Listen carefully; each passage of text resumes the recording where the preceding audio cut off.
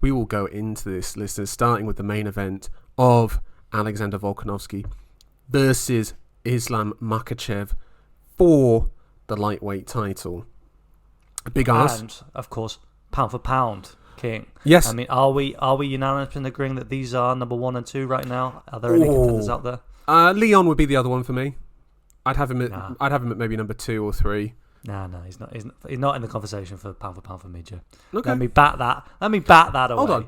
Hold on. When Makhachev fought Oliveira for the title, a lot of people are like, he's not really beat anyone. He needs to get another win. And then suddenly he beats him and was like, oh, well, this guy's the greatest fighter who's ever lived. Like, come on. It's true. There has been a step change in the narrative. I mean, that speaks to how quickly he put away Charles Oliveira. Let's remember, second round, stoppage, submitted the jiu-jitsu master in quick fashion. I mean, once that sequence began, it ended very fast. Yes. Oliveira kind of succumbed to that arm triangle choke extremely quickly, and I think for most of us out there, we were looking at that and saying, okay, this is something else. If Charles is folding so fast, Makhachev really must be something. Yeah, absolutely. We'll get to Makhachev in a moment, but really the story is Volkanovski of this fight, because despite what people may think, this is the first time the UFC have had pound for pound 1 and 2 going at it. I think the closest they had before was Jones and DC, and I believe Jones was number 6 in pound for pound when he fought DC the second time. So, in terms of closeness of pound for pound, this is the first time we've had it. Depends on how much value you give that. I mean, it's been very fluid in the last year or so, considering the results in certain title fights. But the X's and O's are really quite incredible. Volkanovski, in terms of style and style matchup here, he's got a lot to overcome here. Not just the style of Makhachev, which is all-consuming of guys at lightweight, but he's got the physical disadvantage, reach disadvantage, weight disadvantage. Well, one shocking thing here, Joe, is it's natural to assume that Volkanovski is at a disadvantage for all of those things. And of course he is, apart from his reach. Okay. Actually has the superior reach over Makhachev. Oh, really? By how much? It's been quite... it's just an inch, 71.5 inches, on a 5'6" individual, as Jorge Masvidal might say. That's quite something, and I think that's been a bit of a key weapon for him down at featherweight. Is actually, surprising guys, and that's helped him to measure that distance, helped him to have that timing, helped him to, with on top of his speed, to punish people without necessarily need to go in and box from the pocket. Now, against Makhachev, the height, I think, is another key element, but Holloway, a man of similar proportions, so then you come down to the size, the true size of Makhachev, and when you square these guys up, Joe, it's very apparent they're from different weight classes. Yeah, absolutely. It is a big challenge that's going to be coming from here. But I then wonder is Volkanovski then going to fall into the category of some of these guys that move up in weight by those 10 pounds by just virtue of having that, of not doing the weight cut, that they will have more power, more oomph in their shots from there? Because really at featherweight, Volkanovski wins by, death by 1,000 cuts rather than one big hammering blow. Is that going to have the same impact on Makhachev? I also do wonder if Volkanovski is going to have the same striking plan as he does against guys at featherweight. What would we expect to see from Volkanovski typically in a featherweight matchup? Low calf kick, inside, outside, both stances, switching stances. So you just choose up your lead leg as much as you can. And then a lot of feinting, heavy feinting from there, all elements being feinted, and he really commits to them, particularly in that second Holloway fight when he was 2 rounds down. That was so impressive in that fight, that third round where he came out and he was so heavy on the feints and was so committed to his game plan that he almost doubled down on it. And then just intercepting, catching you in the in-between movements of just that moment where you throw a jab and you come back and you're going to throw another shot, he'll get you in that sort of moment in between, the sort of split timing. Yeah, so, we've mentioned this about Volkanovski before. He really upsets that kind of 1-2 rhythm that fighters like to kind of fight from, and he'll be really mixing in his timing, really upset the rhythm of the opponent. Again, he's stiff jab. He's in and out, measures the distance very well, and because of those jabs, that helps him to establish his timing.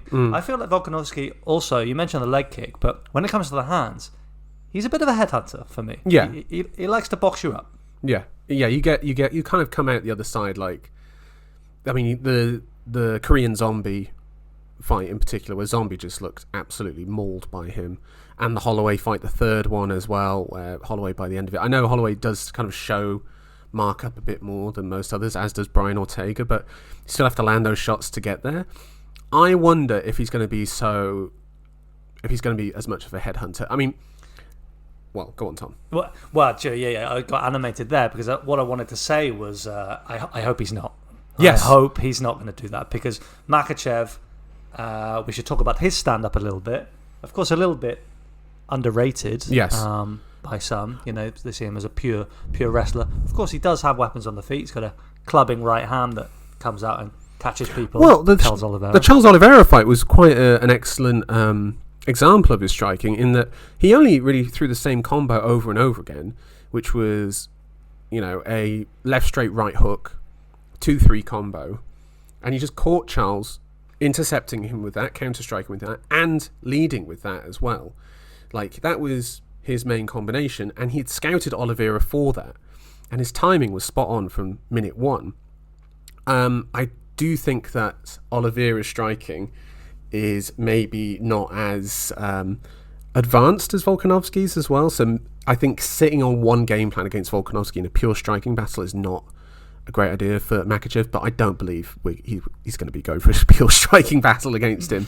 No, well, we'll certainly be talking about that in a moment. The aspect of Makhachev's stand-up that I wanted to pick out was he's a very defensively orientated striker. Yes. And what I mean is he's pulling back the hands. He's got a very high guard. Yeah. He remembers that Adriano Martes. Let me tell you, I drawn attention to it before. He went on to prove me totally wrong, and that's an issue and that weighs on him in some way. But I would say he's very cautious, very careful, especially when it comes to men who are coming out there to take his head off. Okay, that's smart. Usually that means there's going to be some openings, especially to the body. And so I really hope that Volkanovski will, especially as the shorter man, be ready to step in there and work that body of Makhachev. I think he could do some damage there. That is exactly what I was thinking as well. The body jab, like, that is going to be major, I think. And I think he should commit to that early, round one. Any clinch situation as well that comes from the body shots, he can then immediately post off from there. It will maybe leave you open for an uppercut, but I don't know if Makhachev's going to have that sort of striking credentials from there, unless he has scouted for this and is prepared for these body shots. I'd just say I think Volkanovski would love to see Makhachev throw in uppercuts. Yes. I think he could counter in the moment. I think he would adapt very quickly, and that would open up then some hooks going around the top. Yeah. And I think Volkanovski would relish that. The problem is he going to get the chance to do that? Is he going to get the chance to adapt to Makhachev's weaknesses on the feet? That's the thing, is that you have to factor in what Makhachev is so strong at. And I think the body work is what Volkanovski should invest in early, because if you can drain him of his gas tank, Makhachev, like early on, and if you can commit to the low leg kicks, honestly, Volkanovski should not throw any body kicks whatsoever. The risk is too high. It's a risk, because if you throw like a kick up the middle directly, the only way he can grab it is if he like takes his hand and grabs you by the heel. But if you throw that sort of like side kick to the torso, get that overhook onto the leg from there, that's a much stronger grip. So if you are going to throw to the body, it needs to be sort of like a teep up the middle. And then I don't know if Volkanovski's sort of leg range will allow for that. But yeah, and then also we have to factor in the grappling. I know this sounds really simple and stupid, what I'm about to say, but I feel like Volkanovski is going to have to accept he's going to get taken down. It's just, where is he going to get taken down? And I think his game plan, when it comes to that, should be quite simple. Stay off the fence. Keep away off the fence. If he comes in and blitzes you to get you to the fence, circle off on that. Literally run if it comes down to it. Like, circle until you're like, no, I'm going to engage when I'm ready. like Overeem versus Miocic. You know, like people mocked him for that, but like he almost won the fight because of that. Miocic came charging in and Overeem cracked him, almost finished him, felt the tap, according to Overeem, and then infamous moment, infamous indeed. But I mean, I'm presuming you think that Makhachev is going to be taking Volkanovski down fairly early in this fight, or at least attempting to. I'd be shocked if he's not attempting to. The big question is how much success he's going to have. A lot of emphasis given on when looking into Volkanovski's camp in the build-up to the fight. Yes, they've got specialists in there training him for each stage. The early takedown defense, and then the crisis scenario. What happens? Makhachev's on top of you. How do you get out? How do you react to these situations? So we know he knows what to expect. I mean, he's got Craig Jones in his camp, which is about as good as it gets in terms of grappling expertise. Jones has even gone so far to shave his beard in the Dagestani style to really emphasize the experience. Love that. Yes. Go on, Tom. Sorry, I interrupted you. No, I mean, Craig Jones, you said it. He's there. He's given Volkanovski all the pointers he needs. There's plenty of tape out there on Makhachev. Unfortunately, the tape you don't find in all that, Joe, is men having much success in getting back up once they've been taken down. The only guys that have really got up from those positions are Charles Oliveira a little bit in the first fight. Well, in the first round. He did. He created a leg entanglement from there and then created a bridge to then get space, to then get his chest to Makhachev's back to then get up. And then the famous one that everyone brings up is current Bellator lightweight Mansour Barnaoui, who fought Makhachev in M1. And the thing that Barnaoui used was a giggler sweep, which is where if you're on back in half guard, let's say Makhachev is on top of Volkanovski in half guard, Volkanovski would then wrap his legs, grapevine his legs, against the leg that's in half guard, and then he would sort of elevate his knees and hips to create space from there, and to then get his feet in there to then push off from there. And then Barnaoui did that to the point where he flipped Makhachev and got on top of him from that position. Sarukian used a similar tact as well in his debut in the UFC where he faced Makhachev. So there are examples of this. This also does rely on the fact that Makhachev is not aware of this and hasn't come up with a game plan to counter that.